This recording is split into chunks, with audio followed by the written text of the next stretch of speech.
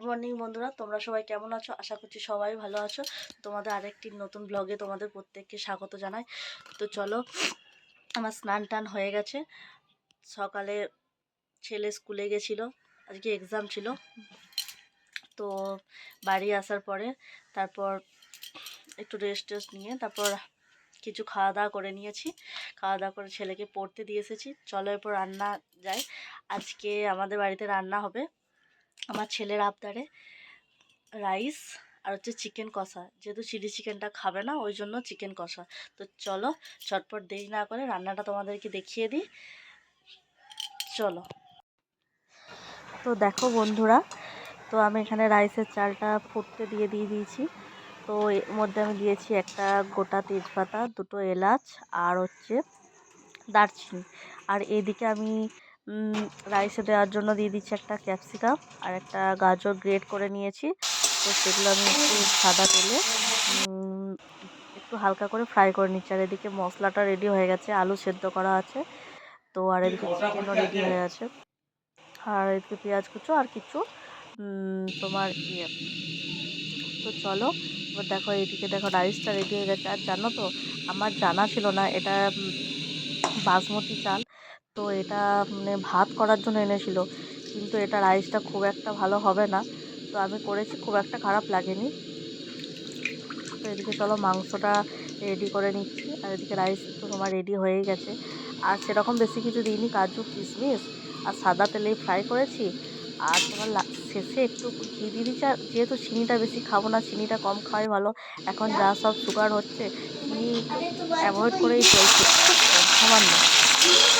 তো দিয়ে নাড়াচাড়া করে নামিয়ে নিচ্ছি। আর এদিকে মাংসটা বসিয়ে দিয়েছি, দেখো তেল গরম করতে দিয়ে দিয়েছিলাম। তো তারপরে এর উপরে আমি দিয়ে দিয়েছি ফোড়নের জন্য দিয়ে দিয়েছি আমি তেজপাতা, কিছু লং আর হচ্ছে দারচিনি, ছোটো এলাচ। আর তার সাথে দিয়ে দিচ্ছি পেঁয়াজ কুচিগুলো আর একটু ক্যাপসিকাম রেখেছিলাম, তো ক্যাপসিকামটা। আর আমি এখানে আদাটা গ্রেট করে নিয়েছিলাম, আদাটা গ্রেট করে নেওয়ার পরে এই দেখো তোমার এই যে এখানে সব দিয়ে দিয়েছি, একসাথে সব মিক্স করে দিলাম। এখানে হচ্ছে আদা বাটা আছে, টমেটো পেস্ট করা আছে, আর ধনে গুঁড়ো, জিরে গুঁড়ো আর শুকনো লঙ্কা গুঁড়ো, এগুলো সব একসাথে মিক্স করে রেখেছিলাম। সাথে নুন এর সাথে দিয়ে দিলাম। আর যেহেতু আমার শাশুড়ি মা একটু মশলাটার মধ্যে একটু জল দিয়ে রেখেছিলো, এগুলো একটু গোলা গোলা মতন হয়ে গেছে। তারপর মাংসটাকে ভালোভাবে কষিয়ে নিয়েছি। কষানোর পরে মশলাটা কষিয়ে দেখো মাংসটা ভালো করে দিয়ে দিলাম। আর আমার না একটু কষা কষা মাংস ভালোই লাগে খেতে। আর তার সাথে যদি আলু হয় তো আরও কোনো কথাই নেই।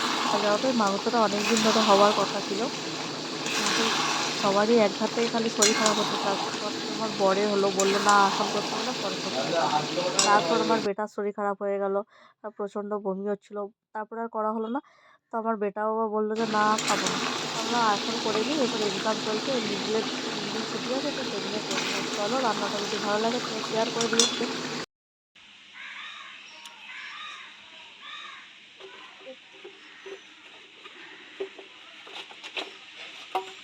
আমার হাতে কে কে দেখো এই মালাই, কাস্টার্ড মালাই খেতে চাইবে, তো তাদের আমি বানিয়ে দেখাবো।